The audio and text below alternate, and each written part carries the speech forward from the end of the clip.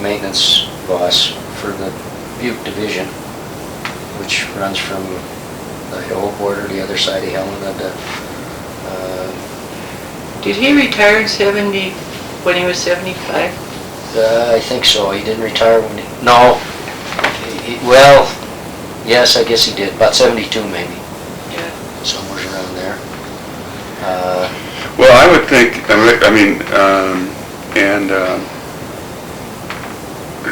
with just these 4 areas that I got, his early family, on the early family stuff, connecting him to Ireland, when and how the family got here, anything on life in Dublin Gulch, and then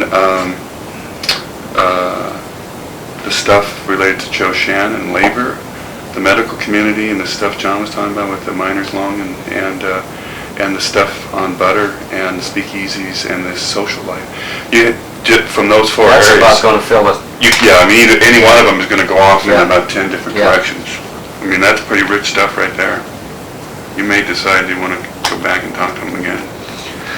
Well, let's give her a shot and see what happens. Does that sound pretty good to you, John? Yeah, it does. Now knowing that about JP, we've got these 7 worlds. Hey, I'm glad there's 7. Well, that's good. No. Good thing. Well, no. Actually, what I stopped because where the hell did at the bottom of that list it has themes. On the bottom it says world. I was beginning to think. I was kind of repeating what I did in the themes because we're almost talking about. There are whole folks. There are folks whose whole life will be centered around the home, for instance, or a neighborhood, or a church, or something especially. Well, see, what I'm noticing right here is it looks to me like JP would be in the middle class because his parents were. His father was a physician. He'd be in that middle class thing, but he'd also be in the nightlife thing. Yeah. So we actually got a person that probably knows 2 of the worlds, probably at different times in his life. Well, and also he probably, since his family, was the family fairly well off when they arrived here? Did they sort of work their way up into the professional classes? Yeah, I'd say the story I get's Ed's the oldest one. He went to School of Mines, Montana Tech, graduated there as an engineer. This is a brother? No, this is a brother uncle, JP? An uncle of JP's. And then they kind of, one would get a job and earn money and send the next kid to school, send his brother to school. Well, there's a great thing right there. See, because there was, Ed was a superintendent of mines here. My dad was a doctor. My Uncle Joe was a doctor. My Uncle Rich was a doctor. My Uncle John was a dentist. And my Uncle Will was a machinist. Actually, Will was the only one out of all those kids that wasn't a medical person. Yeah. And the story I get is when Ed finished and he sent my dad to school, or helped, and Dad in turn Joe, and then Joe in turn Rich and John, through that. Now I don't know. Their father died in 1911. So those kids were pretty young without a father. That's an important part of the whole. What did your mother do to raise them? I think Will and Will quit. Will was, how old was he? He was like 16. He was supposed to be going to school. Yeah. He got a job at a blacksmith shop. The guy he worked for would fill out his report card. And he'd take it home to Grandma, and Grandma thought he was going to school. Oh, that's a good great story. That's a good one. And he never did go back to school. This transition from Sarsfield has said repeatedly, I don't know if there's any truth in this, that St. Mary's Parish turned out more people in the professions than any other parish in town or something like that, or on the planet, if he's more likely to say.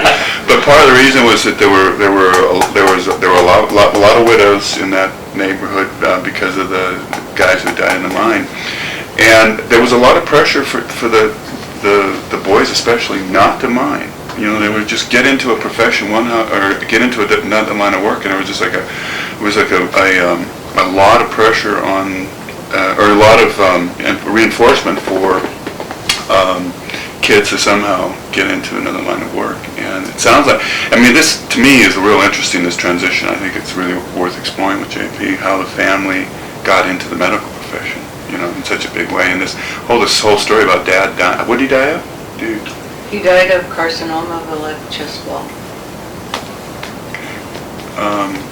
Of the kids having to go to work after Dad died, and each putting them, He was an engineer. he was on the surface. When his sister died, Nora Powers was her name. It said in her obituaries that 3 of her brothers were superintendent of the mines.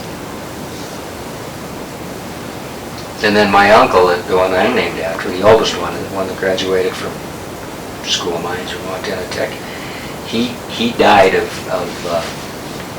his lungs got burned out. He was down in the fire inspecting something. It wasn't the Granite Mountain. I've never been able to find out which one it is, and I don't know if Jay would know or not, but he died quite young, well in his 40s, I guess it was, wasn't it? Or so, from this problem that he got from going down the mines. He didn't die Yeah. 2 weeks later. It was a period of a couple of years or so, but He was exposed to some kind of gas. yeah, you know, and I think he was the superintendent of the Bell Diamond, is maybe when that happened. I don't know, would it help if I got the But Jay, book and he could just look at? Well, Jay knows, I think, a lot more about that, well, a lot more about all these things of the family than I do. Yeah.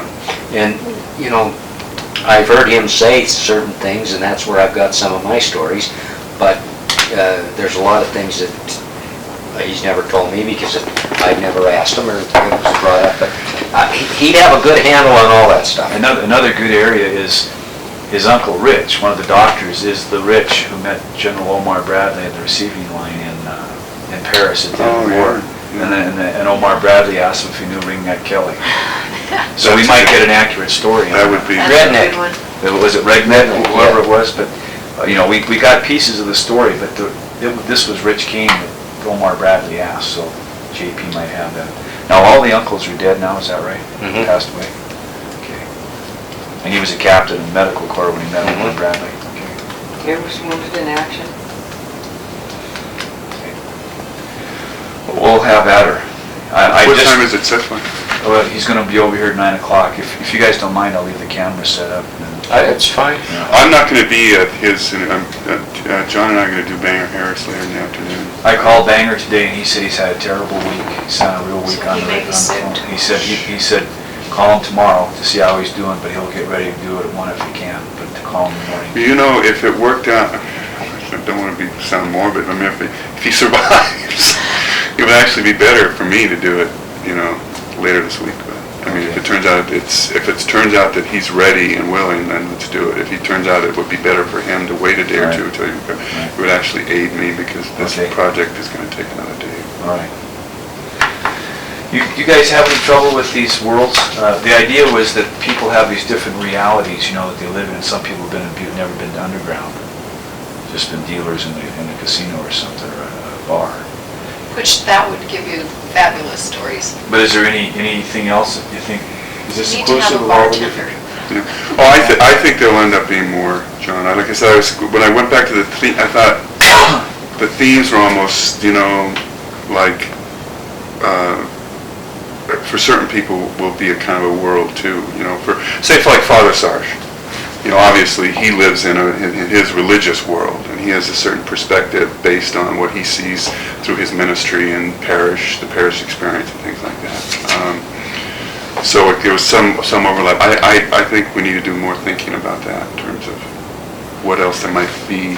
Well, and like that woman that we heard about yesterday, who was a school teacher, she never married. She's 87 or something like that now, and just clear as bright as a tack. She came up, the archives gave on a historical. Is that the one? Her name was Emily.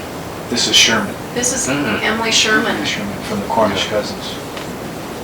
They said that she would be a really good one to interview. Her and Irene Riley. We're getting some really good names now, really good names. People are suggesting people that are really knowledgeable. Really? Well, like I said, that Eileen Riley's really important about. Oh, yes. We got to get her right away. What's Eileen Riley? Yes. Eileen Riley, tell about her. Oh, she called me several times, and she's gonna be just mad as a her dad was, I don't know if he was president, I think he was president of the union when they blew the union hall up in 1914? her sister is our sister-in-law. And she don't ever talk about this, does she, honey? Kathryn, Kathryn never says a word about it. well, Kathryn's 66 and Eileen's 85, Yeah. so there's a difference. But she still don't say nothing about it. She said she was always raised to keep her mouth shut, not asking. Because the dad may have been a scab during that. Oh, But And, Eileen wants to tell the real story With a good now. job at the Yeah. Guardians She was- after the strike was over, so. She was a librarian, wasn't she, all her life, and a Yeah. single woman and very independent-minded. And she wants to this Eileen, right? Eileen. She, Yeah. she lived in Dublin Gulch and knows every foot of it. And she wants to talk about it, so. She we wants got to set the interviews. people straight Right. about what really happened. And she says people aren't they're not gonna like what she has to say, but she wants to say it.